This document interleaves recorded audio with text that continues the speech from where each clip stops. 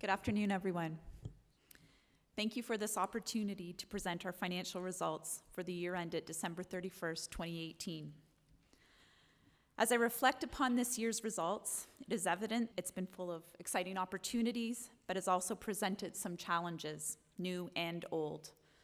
However, despite this, our results reflect the resilience of our business model, our controlled risk appetite, our robust capital shield through outwards reinsurance. This table of key metrics summarizes our financial performance for the 2018 year. In 2018, gross written premiums increased 5% over the prior year, reaching the $200 million mark for the first time in company history. This reflects our emphasis on consistent, managed, and diversified growth.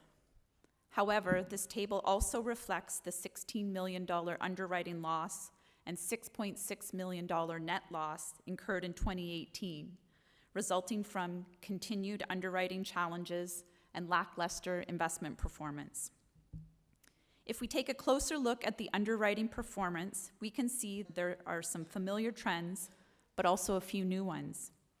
We were most severely impacted by the May 4th windstorm, which resulted in a $10.2 million loss in the catastrophe line, compared to only $400,000 in the prior year. Member property per risk continues to be a poor performer with a $5.3 million loss.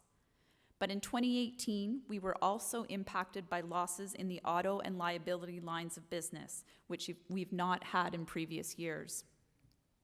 On the broker side, broker property experienced its second consecutive challenging year due to severe weather events in the U.S. The result is a loss of $8.8 million. Our focus remains on diversifying the portfolio, strengthening our partnerships and underwriting to improve profitability of the program. That being said, we don't expect our products to return good results every single year. Insurance, like a lot of businesses, is cyclical, with good years and bad years. Our objective, however, is to earn a fair return on allocated capital over the cycle. This chart shows product-level loss ratios over the last 3 and 5 years. We compare these ratios to a target loss ratio, which is the ratio needed to earn a fair return on capital. We target a 10% return, except for broker channel property and broker channel crop, where the targets are 15% and 20% respectively. What we find, not surprisingly, is that member property per risk has not provided a fair return on capital over the last 3 and 5 years. We can contrast this with member automobile and member liability, which have performed very well over the last 3 and 5 years. Broker segment property, which is slightly lower in volume than member property, has had 2 challenging years, causing it to miss the 3 and 5 year targets, but for the latter by less than 1%. Property per risk is a long-standing problem. The 10-year average loss ratio is 108%. 7 of the last 10 years have exceeded the target ratio of 95.5%. Since 2014, we've incurred underwriting losses on this line of business totaling $38.9 million. Over the last 10 years, the property reinsurance recoveries that we paid you, our members, exceed the premiums that you paid to us by $31 million. On the other hand, the property reinsurance premiums that we paid to our reinsurers for the last 10 years exceed the recoveries we received by $10.9 million, meaning that the net cost to Farm Mutual Re over the past 10 years has been close to $42 million. This is a big problem, and we are taking actions to reverse this disturbing trend. When we look at this from our reinsurers' perspective, this is part of what they are seeing. 3 consistent years with 4 large losses being reported, compared to only 1 in 2014 and 2015. A continued predominance of fire losses, and less apparent from this table, yet still evident from conversations with our reinsurers, concerns over the types of risks being underwritten. Our reinsurers are taking notice and have increased our rates by close to 83% between 2016 and 2018. Looking at member catastrophe, in Canada, we responded to 6 catastrophic events in 2018 with $51 million in ground-up losses. Our response was just under $23 million on a net basis. The number of catastrophic events in the current year is consistent with recent history. However, 80% or $41 million of the ground-up loss was contributed by the May 4th windstorm in Ontario. This was the most expensive event since the Goderich tornado in 2011. An unexpected factor contributing to the underwriting loss in 2018 is the adverse development from prior year claims experience in the auto and liability lines. This adverse development is being driven by an increase in case reserves for large automobile and liability claims in recent prior accident years, predominantly 2014 to 2016.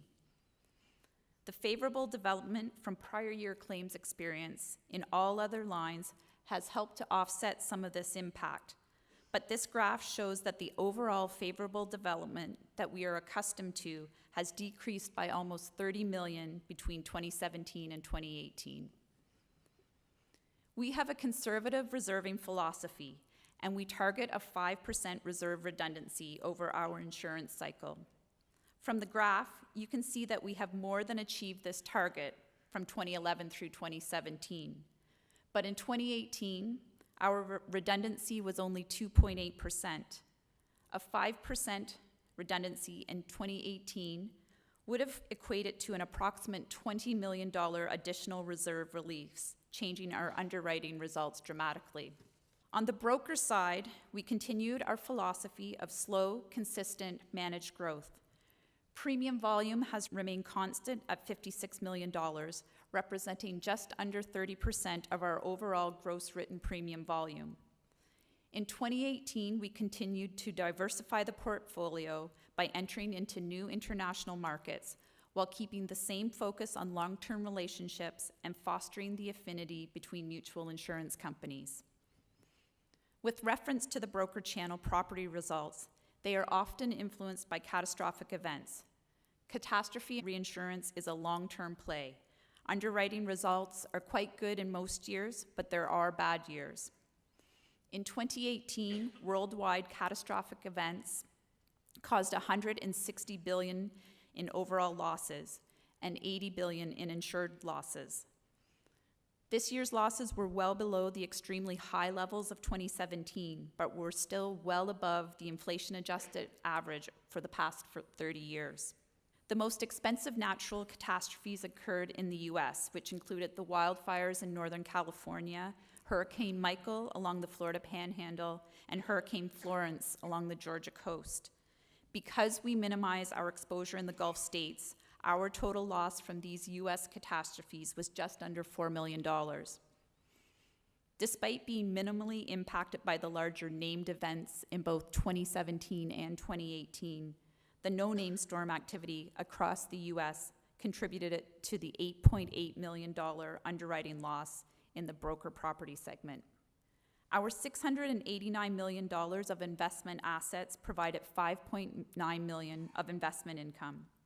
This is a 0.9% return compared to 2.8% in the prior year. Our bond portfolio fulfilled its safe haven role by providing positive returns in December and an overall return of 2.4%. This was a distinct turnaround from the end of September, when year-to-date bond returns were negative. Unfortunately, the same cannot be said of our equity portfolio. The dismal performance of our equity assets and preferred shares, with negative returns of 4.9% and 11.9% respectively, accounted for the majority of the 67% decrease in investment income. The disappointing underwriting results in property, catastrophe, auto, and liability, combined with depressed investment income, have all contributed to the net loss of $6.6 million in 2018. To this point, I've shared a lot of bad news, which leads to the question, how has our capital been impacted? These two graphs should provide reassurance that we are a strong company built on a strong foundation with the ability to withstand challenges. As I just mentioned, 2018 saw the combination of a very expensive windstorm in May, low investment returns, continued deterioration in the property per risk book, and surprising adverse development in our auto and liability lines. However, despite these negative events, our resilience was demonstrated by the only modest drop in our MCT and surplus. Compare this to the significant drop witnessed between 2007 and 2008, when similar compounding circumstances occurred, and it is evident that the lessons we have learned from that period were put to the test in 2018. Voting and participating members' equity dropped by $7 million to $412 million, but still provided an 11.4% compound annual growth since 2008. Our MCT also dropped in 2018, but still remains very strong at a healthy 536%. There are 50 insurance companies that depend on our continuing capital strength, and we never lose sight of this responsibility. We will continue to focus on delivering on our promises and building the relationships that drive trust and success. Thank you for your time and attention,